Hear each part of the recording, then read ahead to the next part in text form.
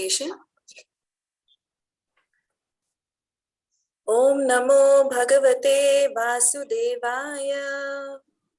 Om Namo Bhagavate Vasudevaya. Om Namo Bhagavate Vasudevaya. Narayanam Namaskrityam Naram Chaiva Narottamam Devim Saraswatim Vyasam Tato Jayam Mudirayet. Nashtaprayesha Bhadreshu Nityam Bhagavata Sevaya Bhagavatyuttama Shloke Bhaktir Bhavati Naishtiki. Om Jnanatimirandasya Jnananjanashalakaya Chakshurunmilitam Yena Tasmai Shri Gurve Namaha. Shri Chaitanya Manobhishtam Sthapitam Yena Bhutale Swayam Rupa Kadamayam Dadati Swapadantikam. Vandeham Shri Guru Shri Uttapadakamalam Shri Gurun Vaishnavamscha Shri Rupam Sagrajatam Sahagana Raghunathanvitam Tam Sajivam Sadhvaitam Savadutam Parijana Sahitam Krishna Chaitanya Devam Shri Radha Krishna Padan Sahagana Lalita Shri Vishakhanvitamscha Namo Vishnu Padaya Krishna Preshtaya Bhutale Srimate Bhakti Vedanta Swamin Niti Namine Namaste Saraswate Deve Gauravani Pracharini Nirvishesha Shunyavadi Paschat Deshatarine Jai Shri Krishna Chaitanya Prabhu Nityananda Shri Advaita Gadadhar Shri Vasadi Gaura Bhakta Vrinda हे कृष्ण करुणा सिंधु दीनबंधो जगतपते गोपेश गोपिका कांता राधा कांता नमोस्तुते तप्त कांचन गौरंगी राधे वृंदावनेश्वरी वृषभानुस्ते देवी प्रणमामि हरिप्रिये मूकं करोति वाचालं पंगुं लघयते गिरिं यत्कृपातमहं वन्दे श्रीगुरुं दीनतारिणं हरे Krishna Krishna Krishna Hare Hare Hare Rama, Rama Rama, Hare Hare. Okay, Hare Krishna.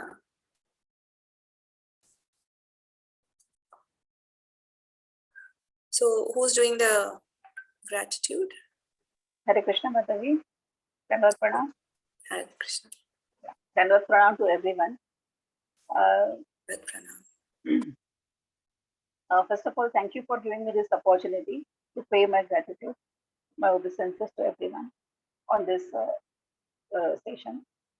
So, gratitude is a divine virtue that is so important that other divine virtues could not exist without it. Spirituality grows like seeds within our heart.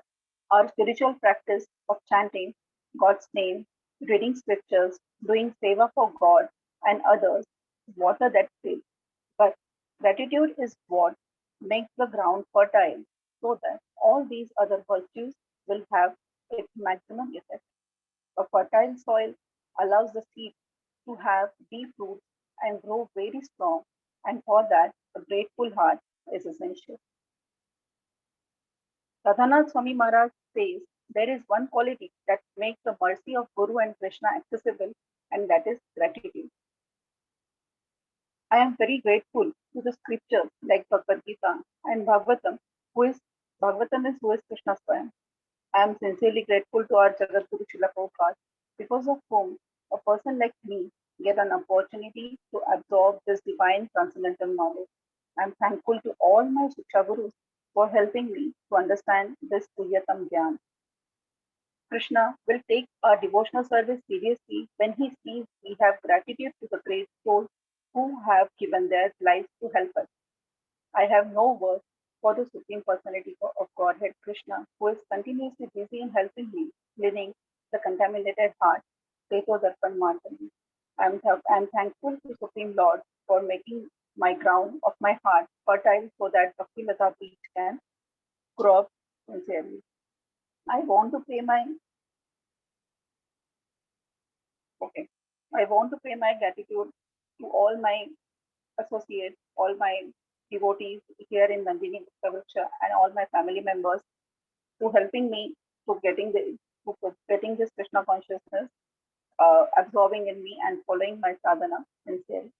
Hare Krishna.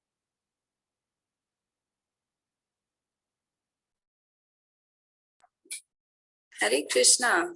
Very, very nice. So many wonderful points you said, and you're so true. That's so nice that I really like that point when you said gratitude makes the soil fertile. You know, that soil in which the Guru gives the Bhakti Lata Bija.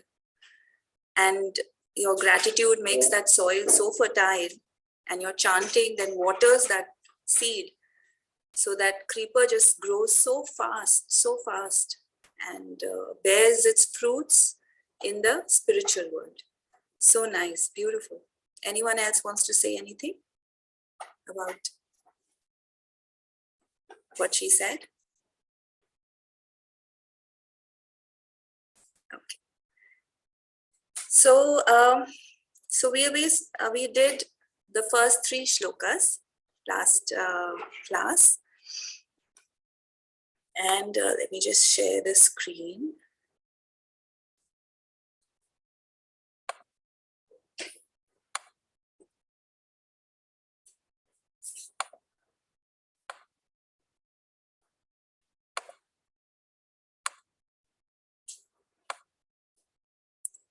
Okay. Sorry. So this is the first shloka. Yeah. And we'll just chant it quickly.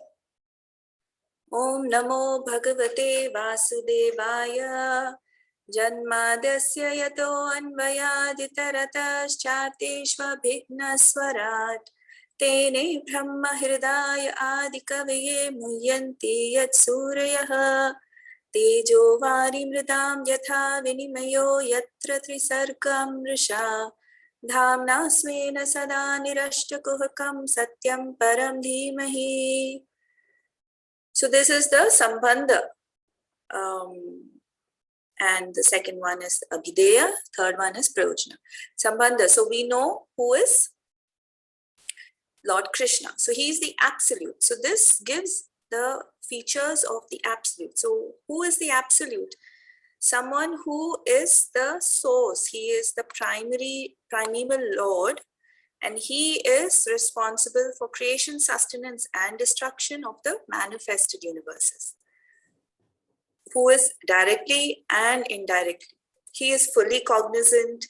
He is fully independent. He is not under illusion. Yeah, he is the source of the 3 sarga, the 3 modes of creation. So these are all the qualities of the Supreme. And then in the second one, if we see the translation, that's what it says, right? Then when we go to the second one,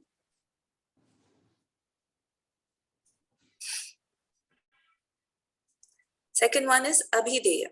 So this is the process. Now you know the Sambandha, you established a connection. Now this is the process.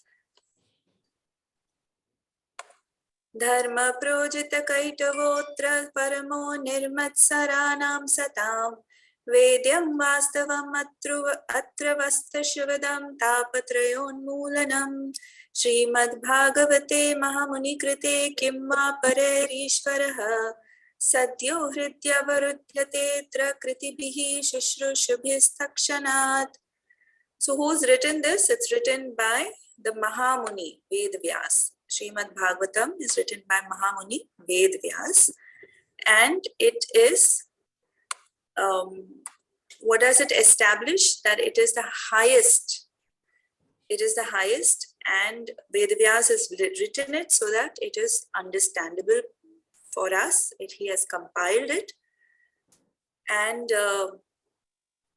what is the, so if pious men by culture, they get this within their heart, what is the result of it?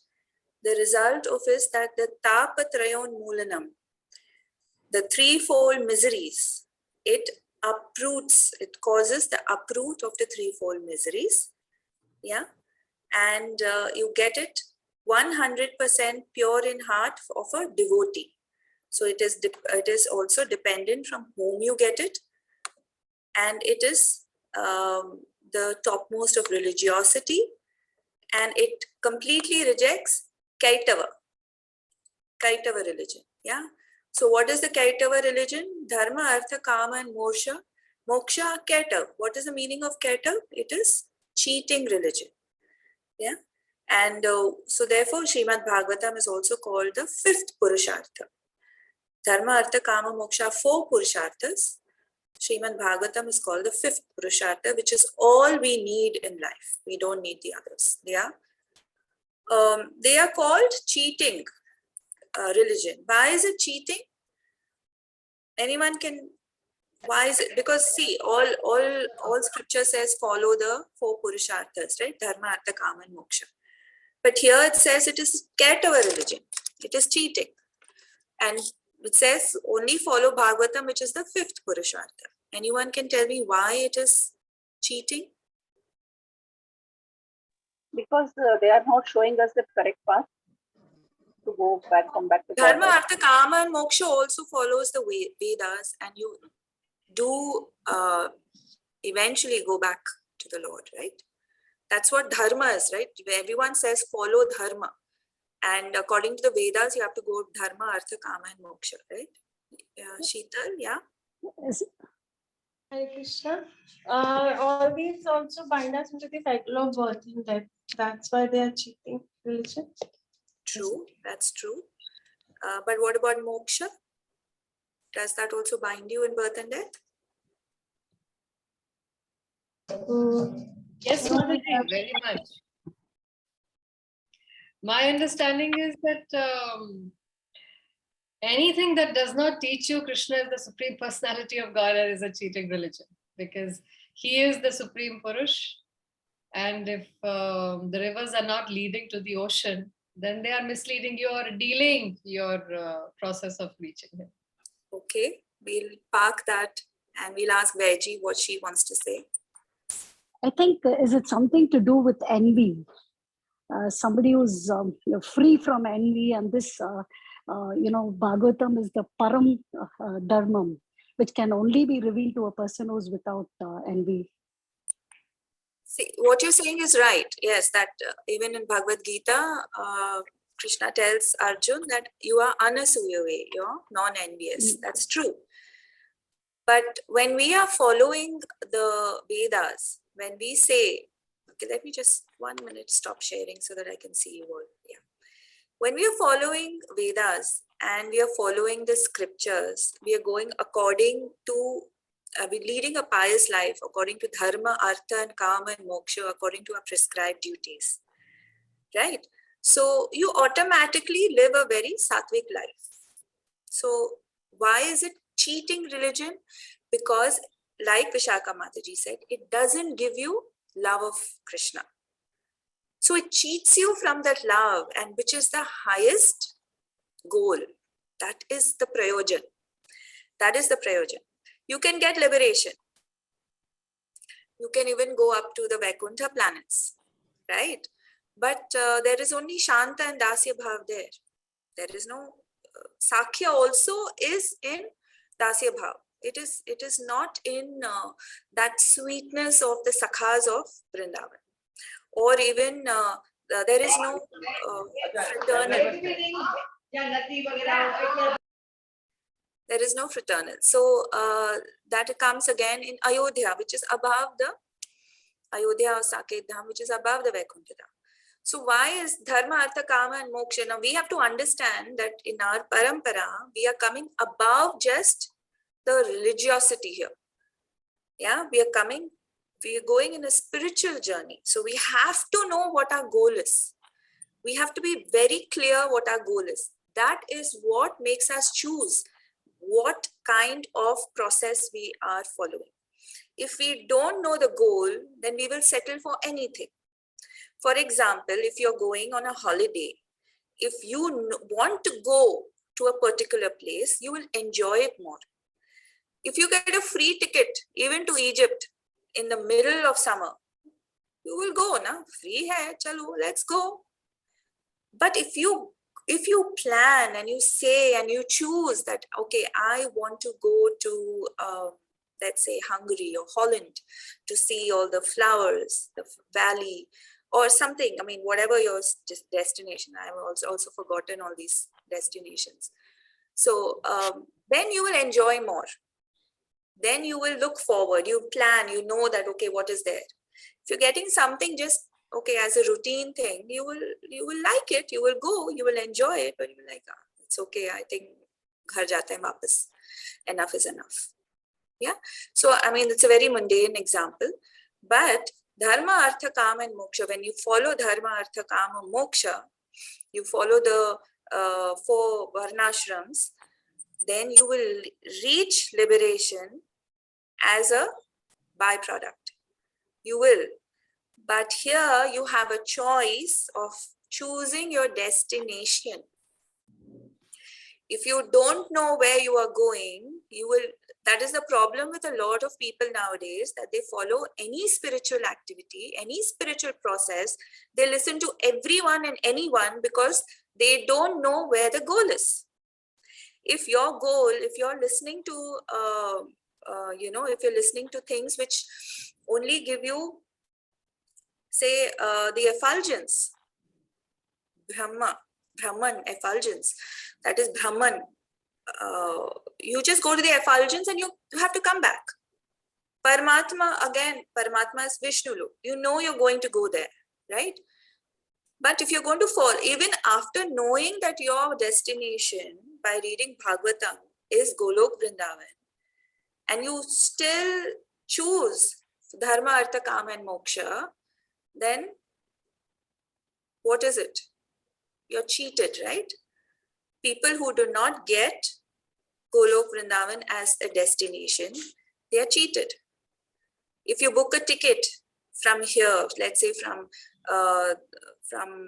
Dubai to Singapore, and they drop you off at, they land at Chennai and they say that, okay, half of you get off because it's a one-stop trip you booked for.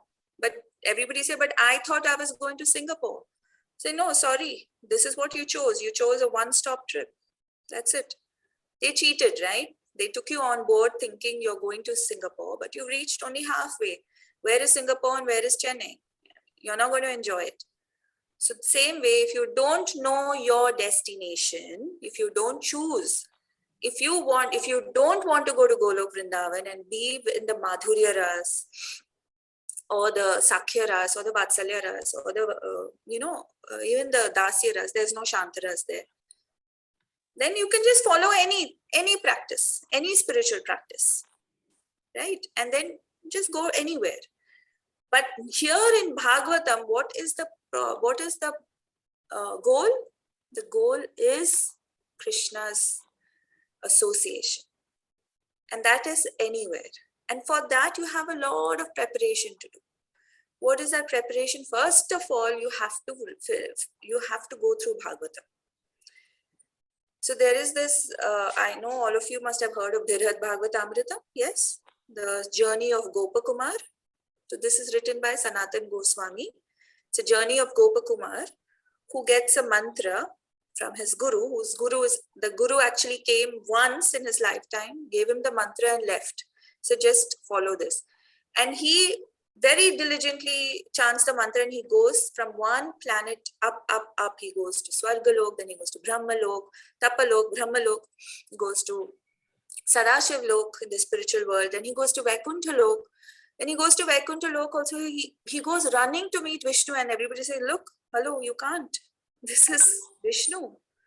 You cannot, you just can't go up there. You stand far away and worship him. You say, this is not the Krishna I worship. And then Narad Muni comes and says, no, see, don't be disheartened. There is another destination. But to go to Golok Vrindavan, you have to go to the Bhauma Vrindavan in the Bhuloka. And there you have to study Bhagavatam. And then you can go to Goloka. So the importance of Bhagavatam is there, that even if you go to any other destination, you'll have to come back and learn Bhagavatam. So do it now.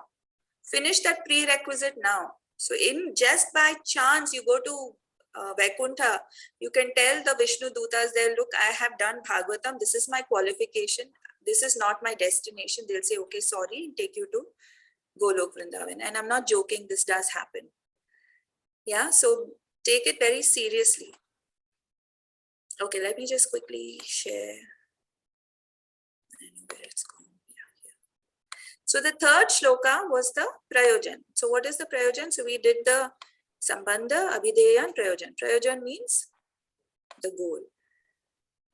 Nigamakalpatarorgalitam phalam shukhamukhadamrita dravasamyutam pibata bhagavatam rasamalayam muhuraho rasika bhuvi bhavukaha.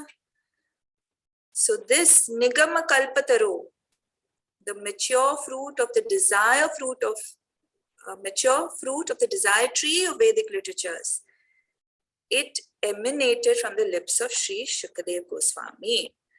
Now, I remember when I was studying for my 10th and 12th exam, I used to do always shortcut. Just before the exams, we used to get something called the guide books. Do you all remember? We used to get guides. Yes? I used to just study the guides. The whole year, I used to waste my time. And then in the end, just 1 month before the exam, I used to sit down and I used to just memorize the entire guidebook. So this again, Bhagavatam, again a mundane example, but something for us to remember is that the mature fruit of the desire tree. Now the desire tree that is the Vedas. So the 4 Vedas, the 108 Upanishads, the 16 Puranas, all the branches and trees and roots and everything. And the fruit, which is the most interesting part, is Bhagavatam. If you have the fruit, you know what tree it is, right? If you look at a mango tree, you'll only recognize it's a mango tree by its fruit. Some people can recognize by the leaves, not me. If someone looks at a tree and sees it an apple tree. So the fruit is the essence of the tree. The same way Bhagavatam, Srimad Bhagavatam is the essence, the mature fruit of the Vedic literature. And it became even more sweeter because of a qualified narrator like Shukadev Goswami, who heard it from Vyasadeva himself, who's the literary incarnation of the Lord. Yeah, so this nectarian juice became even more relishable. So now Vyasadeva, for being very kind to us, he penned it all down, because earlier, before that, everybody would only learn by sound. But he knew Kali Yuga was starting, so he made an effort and he wrote down all the Vedas, Upanishads, everything. And then he compiled the Bhagavatam. We will learn this in detail, how he did it in the 5th chapter, when Narad Muni comes to him. And then what did he do? He narrated it to Shukadev when Shukadev Goswami was in his womb of his wife, right? Then when Parikshit Maharaj was cursed, Shukadev Goswami narrated it to Parikshit, and who was sitting there? Vyasadeva was sitting there and listening. He was present. Narad Muni, Vyasadev's guru, was listening. Narad Muni's guru, Lord Brahma, was sitting and listening. So if the speaker is qualified, it doesn't matter. Anyone will just love to listen. There's nothing like senior and junior. Yeah. And then when again Shuka Goswami also, Shukadev Goswami was there, and Suta Goswami was also there listening. He was a child. And then when Suta Goswami is now narrating it to the sages, again Vyasadeva was present, and he decided to add these 2 narrations also in the Bhagavatam. So therefore, we have the Bhagavatam. Then when Shukadev narrated it to Parikshit Maharaj, he added that, which became the 2nd canto. Then when he saw that, okay, Suta Goswami is also, this is a nice episode, so he added that, which became the 1st canto. So that's how this has been added. Yeah. So now we start with the 4th shloka. So we're okay till now. Any questions before we continue? We're going to do 4, 5, 6, 7, and 8. No questions? Mataji, can you repeat What? you just mentioned that Vyasadeva added the 1st and 2nd cantos? I didn't get that. So what happened is, Bhagavatam he wrote, right? Narad Muni came and he said, you must write the Bhagavatam. Mhm. So the Bhagavatam was already written in literary form. Then this episode happened of Parikshit Maharaj after the Pandavas and all left. Yeah. Parikshit Maharaj was the king. Then Parikshit Maharaj met Kali personified, and then he was cursed by Shringi. And then Shukadev Goswami came and narrated the Bhagavatam to him, exactly the same. So Vyasadeva thought this was important, so he added that part also, because people in Kali Yuga should know how Parikshit Maharaj set an example by listening to Bhagavatam. So he added that part, which is there completely as the second canto. Then after that, many years later, I think 20 or 50 years later, the Suta Goswami and these sages in Naimisharanya were doing 1,000-year sacrifice. So Suta Goswami comes there and they ask him to narrate the Bhagavatam. And then that time again, Vyasadeva was present when Suta Goswami narrates. So whenever Bhagavatam is narrated, Vyasadeva is present.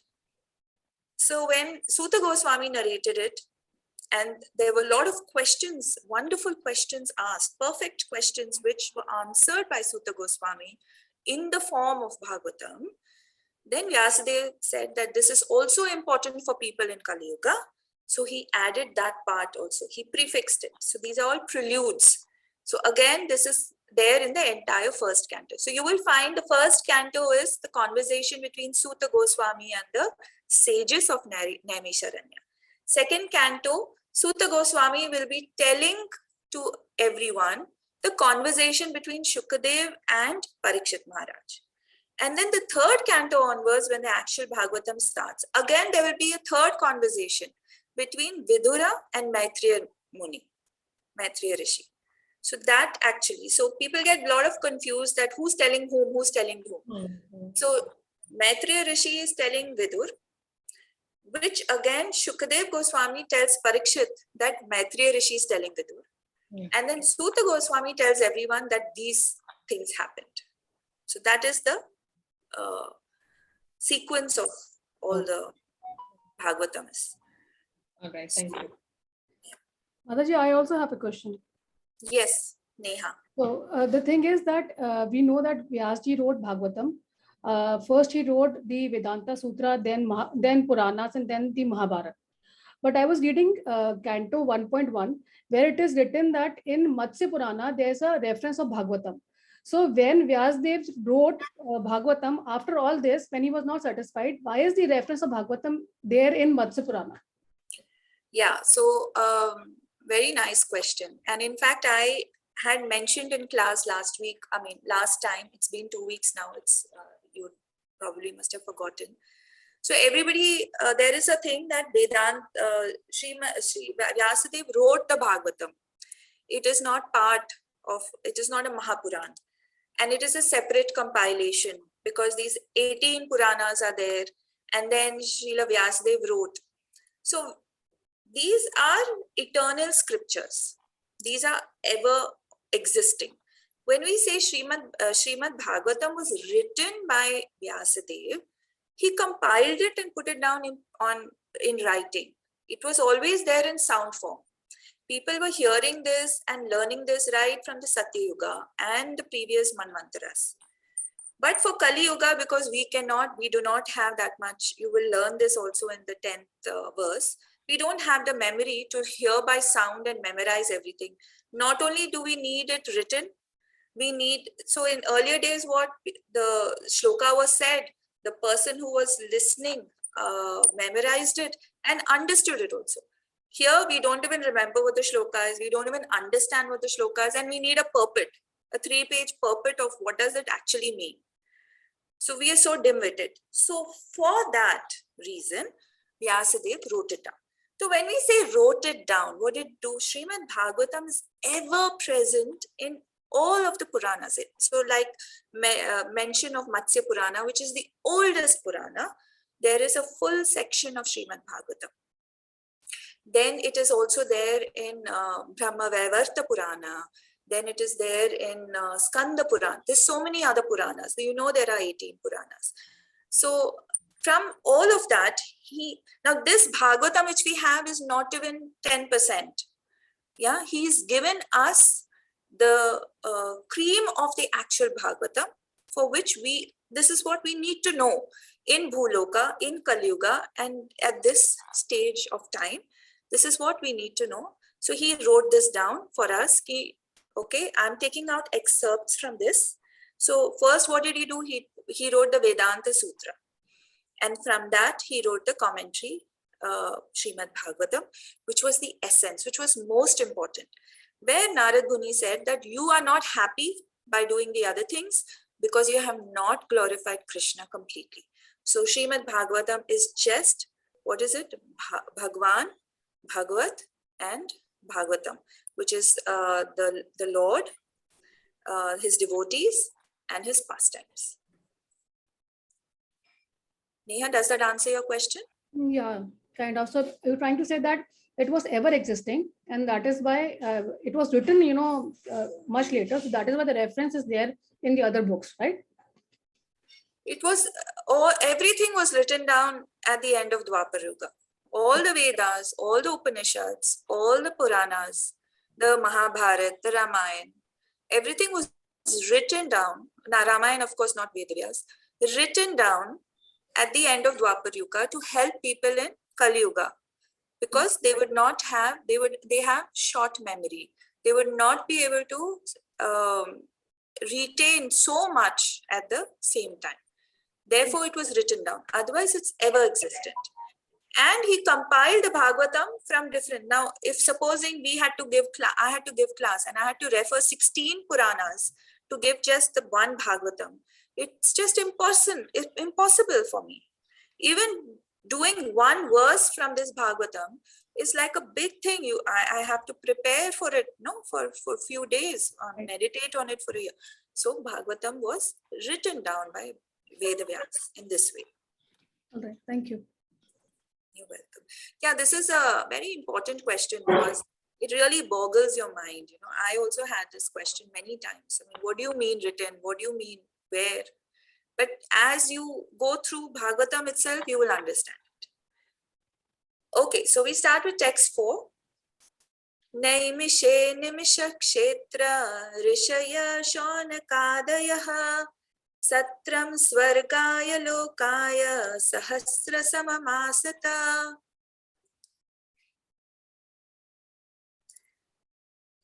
Once in a holy place, one sec, just take this up. In the forest of Naimisharanya, great sages headed by the sage Shaunaka assembled to perform a great 1,000-year sacrifice for the satisfaction of the Lord and his devotees. So here there are a few things which are very important. It's that you all have access to Veda base, right? And you know where to go for your verse and everything, right? So after class also, maybe it's nice to just read whenever you have time.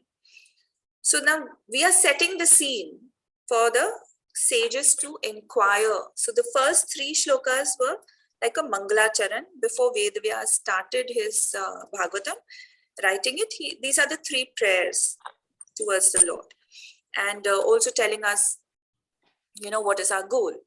So Naimisharanya is a very, very important place. And okay, let me share the screen again. And if you go to Vrindavan, just like Vrindavan and just like Haridwar and Prayag and everything, can't see anyone. Okay, now I can see. So just like that, Naimisharanya is also a holy place. So in the purport, it is there that in the Vayaviya Tantra, it is said that Brahma, the engineer of this particular universe, contemplated a great wheel that could enclose the universe. The hub means the center of this great circle, was fixed at a particular place known as Naimisharanya. So that full circle, the center of that wheel is Naimisharanya. So in Varaha Puran also there is a reference that there's performance of sacrifice at this place, and the strength of demonic people is curtailed. So thus Brahmanas prefer Naimisharanya for such sacrificial performances. So this is the glory of this place called Naimisharanya. It is about about 100 miles from Lucknow. And it is present, and people, there are a lot of yatras. Maybe you all can go from Gurgaon as a yatra, visit Naimisharanya and all those places. It's a very, very pious, very, very potent, and Vedvyas is, I mean, Bhagavatam is spoken there, so it has a lot of spiritual energy there. Yeah, so it's very, very potent for spiritual advancement. There are many temples also over there. So now here if you see in the verse, it is also called, there is a reference of Animisha Kshetra. Yeah, Naimisharanya is also Animisha Kshetra, the spot which is especially a favorite to Vishnu. Animisha means who does not close his eyelids. You all have done Jagannath Rath Yatra. We all know that Jagannath's big, big eyes have no eyelids. He never sleeps. Yeah. So another name for that, the does not close his eyelids, is Animisha. So, but our eyes, they close, they blink. So the gopis used to curse Brahma and say that, how have you created our eyes? It keeps blinking so many times and we keep missing the darshan of Krishna. I mean, what is the use of these eyelids? Why did you make them? They condemned Lord Brahma and says, you know, you've awarded us with these nonsense eyelids. The Lord has Animisha. So, and then Sahasra, 1000. If you see Sahasra Samam Asata, Sahasra 1000 Samam years, Asata performed Yagyas. So they performed sacrifices for 1000 years they wanted to. For whom? So why were they able to do this? Because it's coming close to the end of Dwapar Yuga and the Treta Yuga. So, you know, in some purports you will see that Srila Prabhupada says it's end of Treta Yuga, and sometimes he says end of Dwapar Yuga.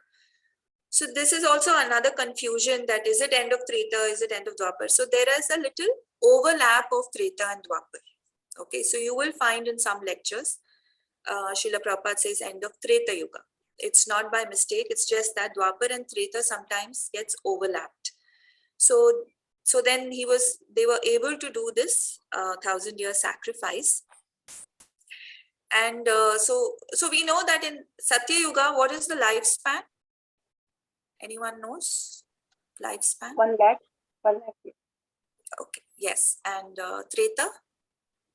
10,000. 10,000. Dwapar? 1,000. And Kali Yuga? 100. That also very rarely nowadays people, I mean, reached 100. Very rare people. Earlier days, yes, I mean, I know my great grandfather died at 102. My grandfather died when he was 96.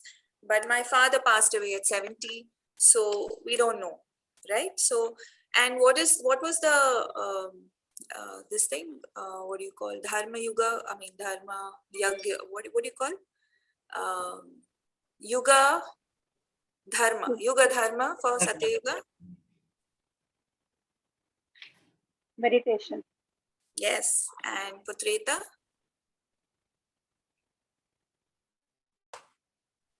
Yagyas, sacrifice. Yagya. Lord Ram, right? He did so many sacrifices. And then Dwapar was? Karam-kand. Deity worship. Elaborate deity worship. Elaborate. And of course, Kali Yuga? Namaste. Sankirtan. Yes. So now, why were they doing this? So as Dwapar Yuga was ending, they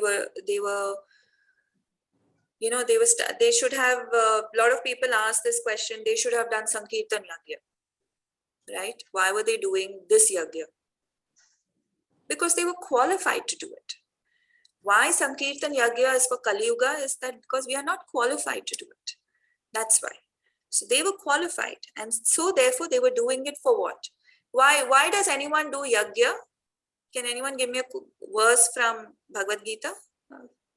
Why should we do Yagya?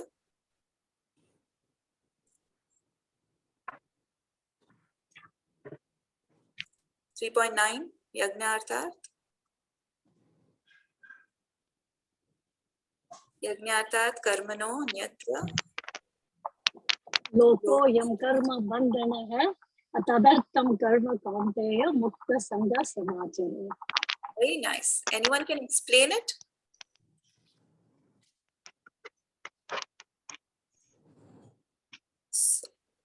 So if you don't do a yajna for Lord Vishnu, yajñātat karmano anyatra loko yam karma bandhana.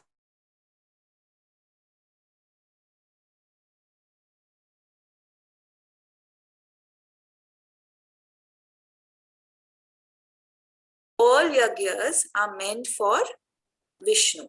So another name for Vishnu is Yajna. So whatever we do, it must be done for Krishna. That is the perfection.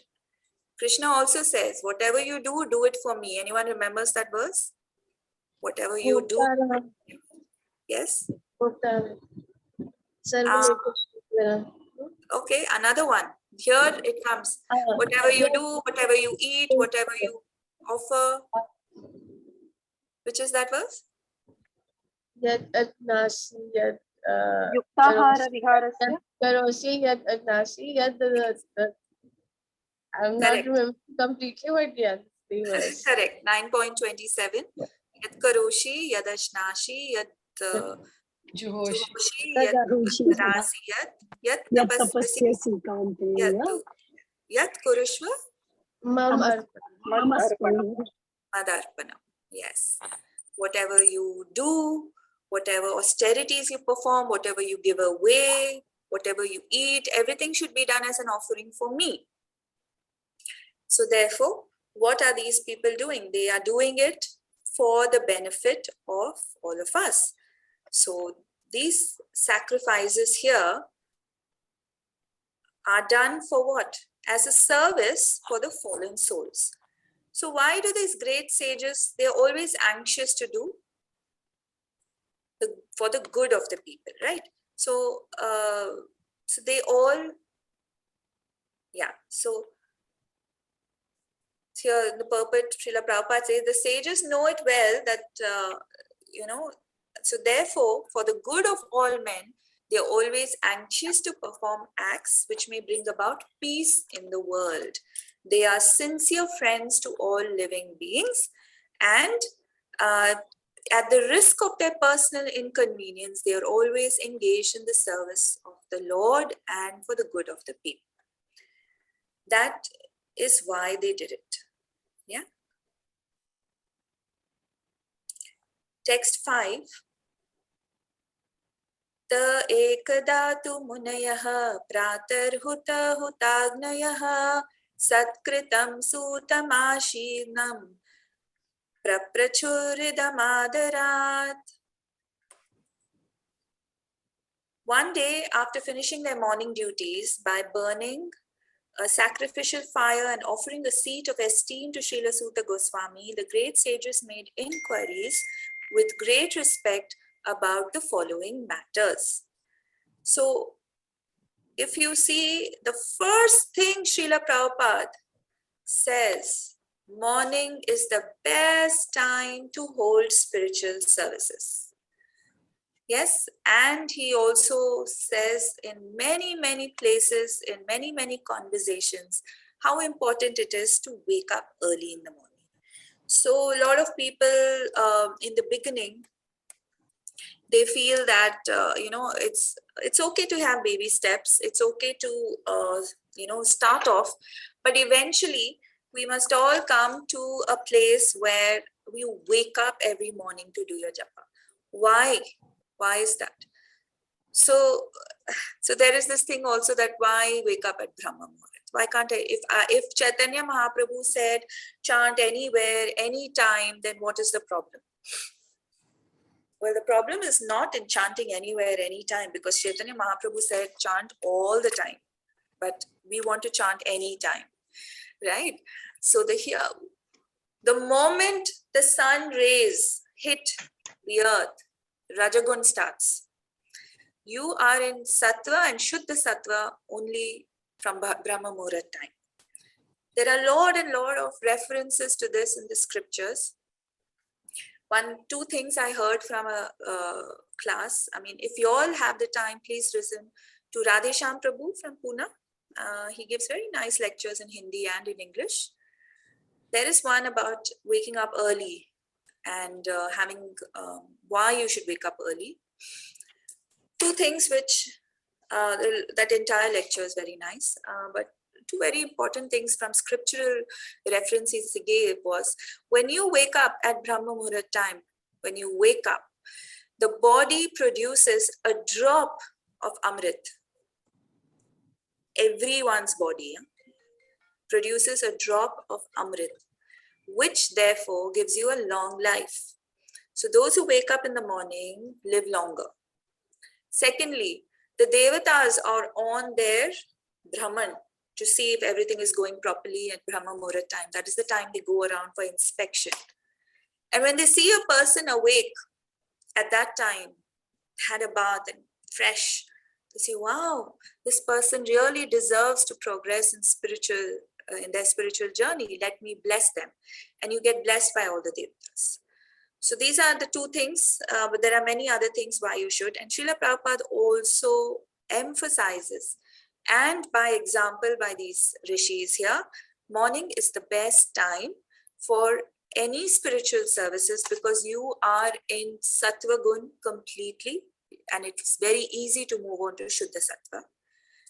Secondly, Rajagun, when it starts, comes a lot of noises, comes a lot of outside aggression, and which then stops you from giving your full, whether it is chanting or anything. Morning program is again very important, Mangala Aarti, and if you're living near the temple, very, very important to attend Mangala Aarti. That's one of if you're going to the Dham, make sure you attend Mangala Aarti, very, very important. So these are small things which is very, sometimes in the beginning, like there is a verse you all must have read in the Bhagavad Gita, what is difficult in the beginning is very sweet in the end. Initially, it might be difficult, but eventually it becomes, as it becomes a part of your life, it becomes very, very easy. Munayaha Rishiya. Okay, where is my screen here? Okay. Munaya means sages. Munaya Rishi is a representative, of Vyasadev is called, they sit in the Vyasa Asana. So why do we call it a Vyasa Asana? A person who is the representative of Vyasadev sits on the Vyasa Asana. And these rishis over here, the Munaya, are very, very qualified. They were high caste Brahmins. They were very learned. And so therefore, this is a principle we must observe, that Suta Goswami over here, if you see, he was given a lot of respect. They were doing the yajna, but what did they do? They got up and they offered a seat to Suta Goswami. And with due respect, he was made to sit on the Vyasasana. So here it is said, Sat Kritam. Sat Kritam means with due respect, right? You welcome him, you receive him. Sat Kritam Sutam Asanam. Very respectfully, he was given the Asanam. And the speaker, so therefore, what is the etiquette here? The speaker should sit very comfortably. And he should not be put into any inconvenience. So if anytime you're inviting someone to speak, you must make sure that the speaker is very conveniently sit. I remember once there was in a youth center, Prabhu was called to give class, and they just gave him a stool to sit on. You know, he was just sitting on a stool. Poor thing that, of course, the Prabhu did not say anything. He sat, he gave class and everything. But yeah, we should make sure.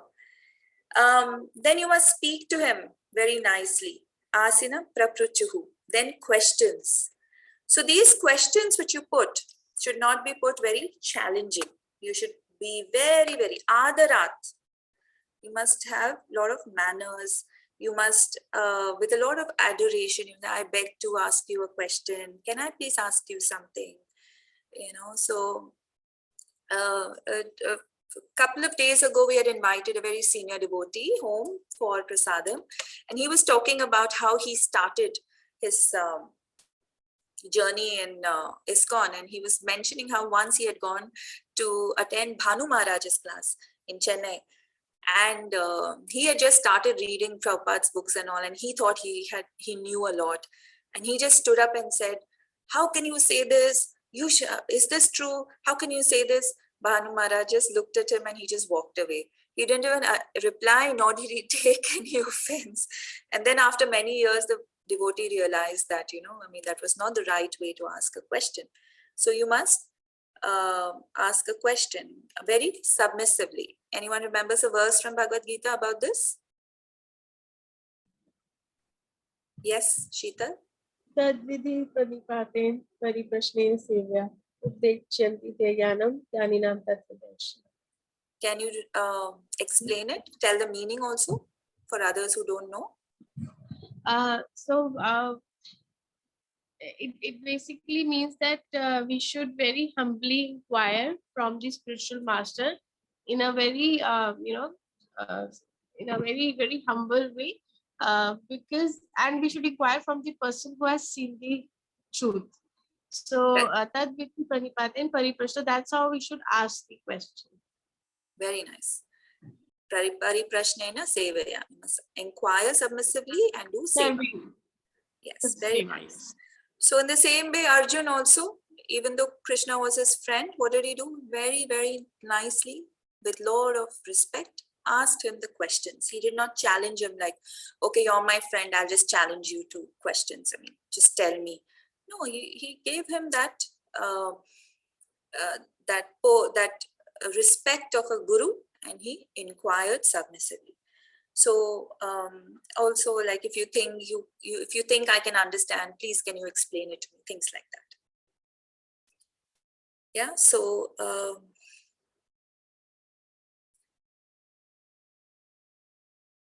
sixth one, Rishaya Uchuhu. Rishaya means all the rishis spoke. Uchuhu means spoke. Tvaya khalu puranani setihasani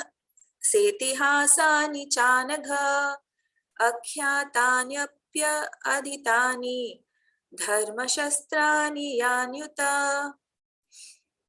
So the sages said, respected Suta Goswami, you are completely free from all vice. You are well versed in all the scriptures famous for religious life, and in the Puranas and the histories as well. For you have gone through them under proper guidance and have also explained them. So this is something you must focus on. What is the qualification of the speaker or the person you're inquiring from? So the first qualification is given here is, can anyone point out? Free from all vice. Yes, anagha, free from all vices. Yes. Second one?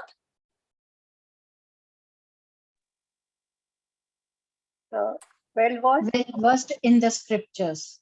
Yes.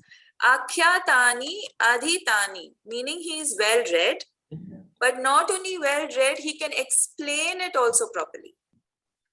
There is one thing about being well read, and another thing is you just can't explain what you've read because you haven't understood it or realized it. You can read it, but if you don't have a realization, you don't have an absorption in it, you cannot explain it. So that is these two, very important. And the third one? under proper guidance. Yes, correct. under proper guidance. He has learnt it from the right person, so therefore he will tell also the right thing. Correct. So these are qualities which of a speaker we must be very aware of. Right. So Puranani. So there's this word in the shloka here which says Puranani, which means all the Vedas, Puranas, Upanishads. So there was first one Veda, which then was split and made into 4, right? Sam, Yajur, Atharva, and Rig, right? And then there are these, like we know, 108 Upanishad, 106 Puranas. So he has gone through everything, and then concentrated of that is Vedanta Sutra, of which Vyasadeva has given. And then from that Vedanta philosophy comes the Bhagavad Puran. Bhagavad Puran, Srimad Bhagavatam is also called Bhagavad Puran. And then the Itihas. All comes under this. Yeah. It's not a very difficult shloka. It's just about the qualities. So when, okay, let's just go back up here. One important thing. Free from all vice is something as simple as following the 4 regulative principles. Srila Prabhupada says that in the purport over here. So these are the major vices in Kali Yuga. And as we go, we will also learn that in Kali Yuga, out of these 4 pillars of Dharma, only one, that is Satyam, was present. But that also is fast depleting. So, and the Vyasasana, I told you. Also, and the definition of a Goswami is also given. Goswami is someone who is free from all these vices and who has controlled his senses. So, Goswami, Swami, master of his senses. And we are the Godas. We are still servants of our senses, right? We haven't reached that stage yet. But it is not difficult if you're following the 4 regulative principles and chanting and living a sattvic life, following Prabhupada's instructions. You can be a Goswami very soon. Look at so many sannyasis in our ISKCON, as well as so many brahmacharis, especially Dwarka and Pune and Mumbai are getting hordes and hordes of young brahmacharis joining the, as Prabhupada's soldiers. So we have a lot of very bright future with our youth. Okay, so the next one is 7. Text 7. Yani Veda Vidam Shreshto Bhagavan Badarayanah Anye Cha Munaya Sutta Paravaro Vido Viduhu. Being the eldest learned Vedantist or Sutta Goswami, you are acquainted with the knowledge of Vyasadeva, who is the incarnation of Godhead. And you also know other sages who are fully versed in all kinds of physical and metaphysical knowledge. So here they are giving Sutta Goswami's qualifications. That first of all, he has got all the knowledge of Vyasadeva. Vyasadeva is an Shakti-avesh avatar of the Lord. He's an empowered incarnation. He's the literary incarnation. We will learn this in all the avatars when we do the 3rd chapter. And he also knows sages who are well versed. Not only does he know it himself, but he has connections also with all the other great rishis. So if you're from IIT and you have other IITians as your friend, your esteem goes up higher. If you're from Harvard and you know other Harvard alumni, your esteem is higher. So the same thing is here also. So Srimad Bhagavatam is the natural commentation of Brahma Sutra, right? Srila Prabhupada says that. And it is called natural because Vyasadeva was the author for Vedanta Sutra as well as for Srimad Bhagavatam. So it's the natural. That's the meaning of it. So these are the different philosophical systems: Gautama, Kannada, Kapila, Patanjali, Jaimini, and Ashtavakra. So all these are the different philosophical streams. If someone is interested, you can, but it's a waste of time. So then another definition given is one can sit on the Vyasasana only after being conversant in all systems of philosophy. So you should know all these systems of philosophy. Then only you are eligible to sit on the Vyasasana as Sutta Goswami. Now you'll ask, is that possible nowadays? What about everyone? Are they all, completely conversant with these? Yes. So through Srila Prabhupada's purports, you will find that many throughout Bhagavatam, Bhagavad Gita, Chaitanya Charitamrita, mostly Bhagavatam, you will find that Srila Prabhupada completely squashes these different philosophies in his purports. So if you just read the purports and you absorb it and you just speak what Srila Prabhupada has spoken, you automatically will be squashing all these systems of philosophical branches. So you don't need to study them separately. You just need to read Prabhupada's books detail, especially the purports. So therefore he was the correct teacher and therefore they offered him the Vyas Asana. Very important. So Vyasa Puja also means, Vyasa means Guru also. So Guru, on the birthday of the Guru, we celebrate Vyasa Puja. And now Guru Purnima is also coming up, right? That's the appearance day of Vyas Dev. And the last shloka for the day, Veta tvam somya tat sarvam tatvatastat anugrahat Bhruyus niktasya shishyasya guravo ghuyam apyutah. And because you are submissive, your spiritual masters have endowed you with all the favors bestowed upon a gentle disciple. Therefore, you can tell us all that you have scientifically learned from them. Now, these are two more qualifications of a good speaker. So what is this? Can anyone spot it? Yes. Yes, correct. Submissive. Snigdasya, the one who is submissive. And the other one? Gentle. Sorry, say that again. Gentle. Gentle, yes.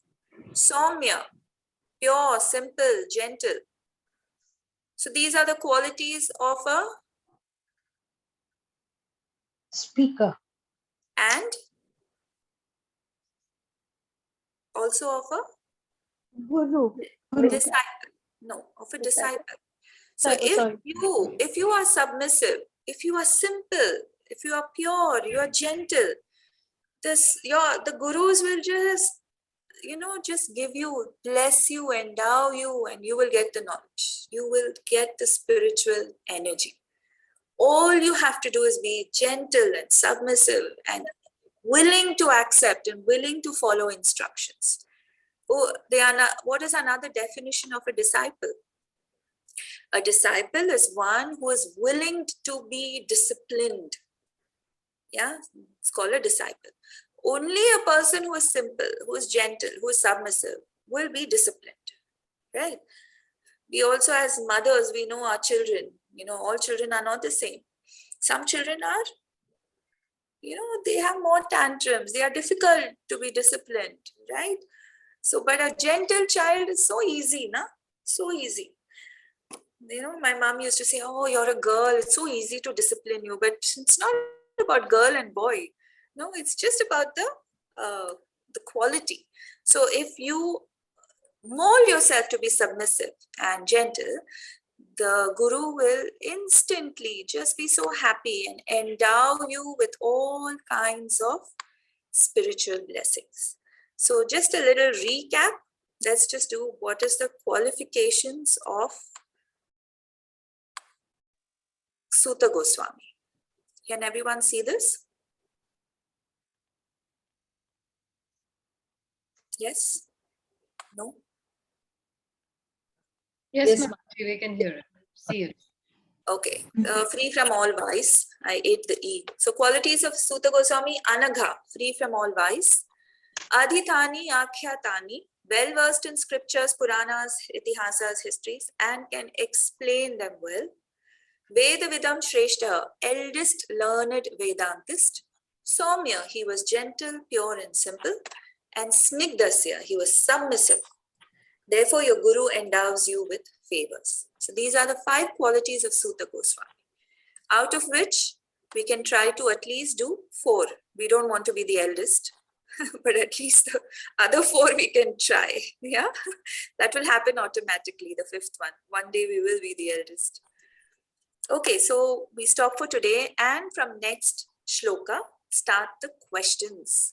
The sages ask questions. Yeah, so there are the first 6 questions followed by the next 6 questions. So we start that.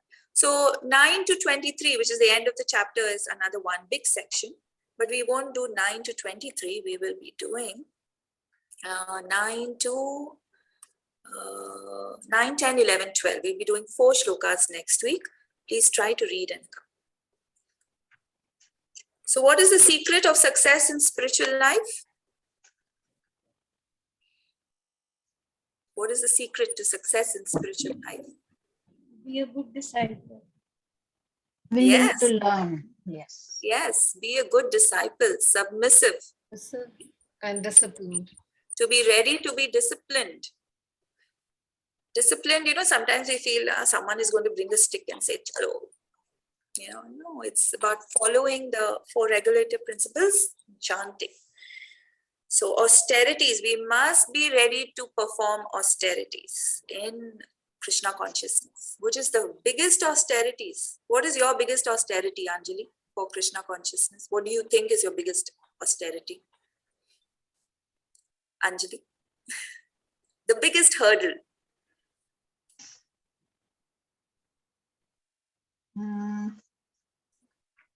Not enough free time to do as much as I would want to do.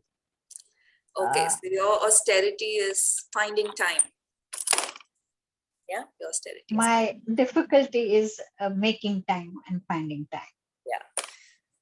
Yeah, so the austerities all of us do is what?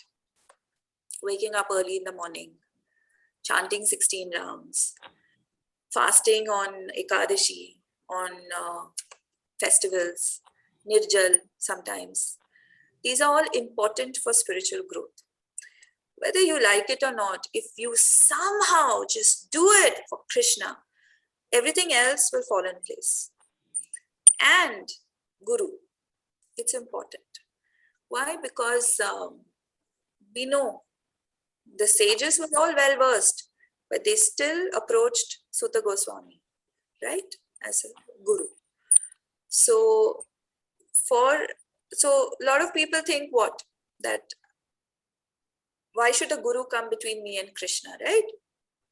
A lot of people, I used to think that. I mean, why? Why do I need to join ISKCON? Okay, now, I know I have to do this. I'll chant these prayers. I'll do the chanting. Krishna and me, direct connection. But the guru is not between, doesn't come in between you and Krishna. What does he do? He removes all the obstacles between you and Krishna. He doesn't come in between. He removes the obstacles. There are so many obstacles between you and Krishna. What does he do? He removes it. And then you have access to Krishna's names, his pastimes, his associates, his paraphernalia, so many things. And then it becomes easier. Anyway, that of course, as we go through Bhagavatam, we will all learn. Any questions? Anything else? Yes, Bharti. Hare Krishna, Mataji. Hare Krishna. So nice to hear from you. I have one question, like what you were saying about the Srimad Bhagavatam. So it leads us to the Golok Dham. But what about these days, every mundane Pandits and all, they are reciting on the Vyas Feet there. In every place, it's happening. So what about them? So these people, they also reach to the Golok Dham? Well, if they are doing it with a lot of love in their heart and they're giving the right puppet through a parampara from their guru to them, and they are doing it as a good for mankind with Krishna Prem in their heart, yes, they and their the people following, the people hearing will also have that destination. But are they free from vices? Are they following the 4 regulative principles? Are they chanting? Are they doing Sankirtan Yajna? Are they properly in an established parampara. It can be any of the 4 paramparas. Like my in-laws, they hear a lot from Sri Parampara, Sri Sampradaya, which is from the south, Ramanujacharya. Fine, that's fine. But if, yes, the speaker has all these qualifications like Sutta Goswami, then yes. If not, then I don't know. A lot of people take a lot of money also, right? Yeah. Everybody so takes money. everybody takes money. Yeah. Right. So, well, a lot of people also accuse ISKCON of taking money. But if ISKCON is taking money, there are buildings to show, there are temples to show. Rath Yatra, why do we, okay, a lot of people say, why do you do Rath Yatra? Isn't Jagannath Puri Rath Yatra enough? Why do you do Rath Yatra? Is it for collecting money? No. For all those people who don't come to the temple, we take Jagannath out and say, chalo, come, pay obeisances, take prasadam. That is what Jagannath has taught us, no, in his Leela in Puri Dham. And Prabhupada has taken it to the West. So, the best thing is, I've learned, so when you are new in bhakti, you start judging, and then over a period of time, you come to this stage. I'm in a stage now that let them do what they want to do. Let us choose wisely. We have the opportunity to choose wisely. Let's choose wisely, and let's hear Bhagavatam from the right source, right? And Srila Prabhupada has given in that purport very sweetly whom we should choose from. If you don't want to choose from ISKCON, that's fine, but choose from a bona fide sampradaya. Yeah, so what you hear is very important. Okay, thank you. Hare Krishna, Mataji. I have one question. Hare Yes, Krishna. yes, Hare Krishna, yes. Yeah. In text 4, it is written that in the Vaivarta Tantra, it is said that Brahma, the engineer of this particular universe, contemplated a great wheel which could enclose the universe. The hub of this great circle was fixed at a particular place known as Naimisharanya. So is it known as, we can understand is a gravity, center of gravity? Yes, yes, we can. We can, because those who are scientifically inclined, we call it the center, the equator, the source of gravity. So, and the Bhuloka is also right in the middle of the 14 planetary systems. And if you see the Vedic planetarium, you will see that, the entire rotation, this is the middle, right? And then there is Jambudweep, and then we are on one side of it and all. All this in detail will come third chapter onwards, where they'll talk to you about Jambudweep, and then on one side of it is Bharatvarsha, and then in the middle of that is the hub, and that center of that hub is Naimisharanya. So yes, we can understand it as gravity or the equator, or whatever scientific term you wish to relate to it. Yes, we can. Absolutely. So gravity and all was much there right from the beginning of time, even before the apple fell on Newton's head. So Newton did not tell us about gravity. We knew it before that. Newton had to wait for an apple to fall on his head and then say, oh, this is gravity. He named it as gravity. But we already have that. Yeah. Okay, any other question? Okay, if you don't have any question, then any comments? Let's at least have 2 takeaways from the class. Any 2 takeaways. Doesn't have to be anything major. Any 2 small things. Let's have 2 volunteers. Yes, Anjali. Major points that hit home today were the qualifications of a guru or a speaker, as well as the qualifications of a disciple. I mean, as I heard today, it wouldn't be easy to become a disciple also. Forget becoming a guru, though is of course a very big thing, but becoming a good or a proper disciple also would not be easy. One really has to be really submissive, willing to follow instructions, pure, simple, gentle at heart, willing to hear and abide by whatever the guru says. So Which I these already see. I see all these qualities in you already. these two things really hit home today. Qualities of a disciple as well. Nice. Nice. So we all have to work towards whatever we lack, right? We have every day is a new correction.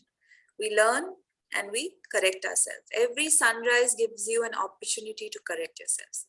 So Srila Prabhupada says, just start with 4 regulative principles and chanting. Everything else, you yourself will be inspired to follow. And as we read such qualities, we will want to imbibe these qualities in our life.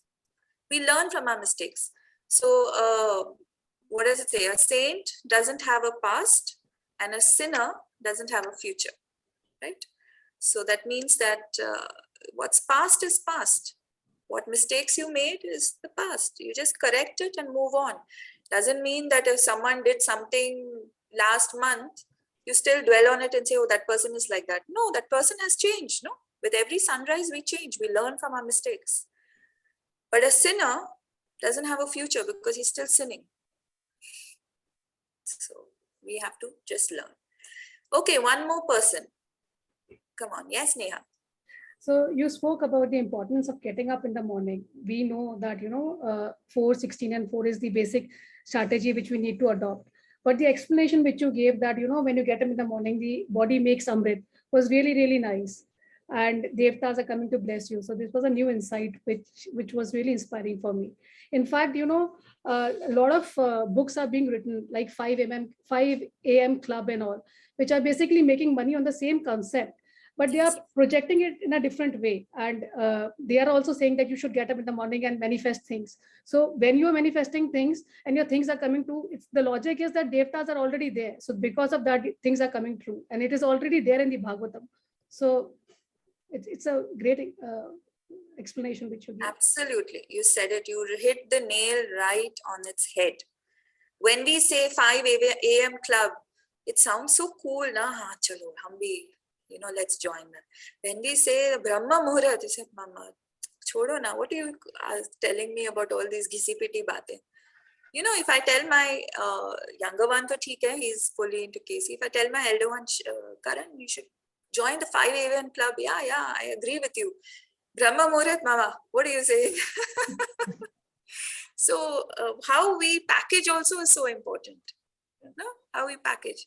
So it's really, if you can, Neha, try to hear the full lecture. Radhe Shyam Prabhu from Pune, he has wonderful classes. And one of them is this. Hear the full lecture. He has so many references. I did not make notes. Maybe I'll go back and make notes. But I remembered these two very clearly. So I thought, nice, very nice. Bharti, you want to say something?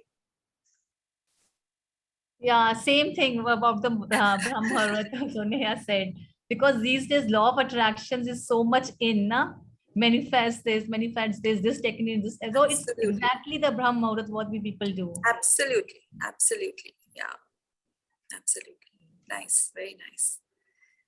Okay, anything else? Or shall we? Yeah, Anjali, you want to say something? No. Okay, so I think we'll stop here. So next week we will do those four verses and we'll move on. Now the actual questions start. It's very interesting now. And yeah, so questions and the answers, very nice. It'll get very interesting. Vishaka, Mataji,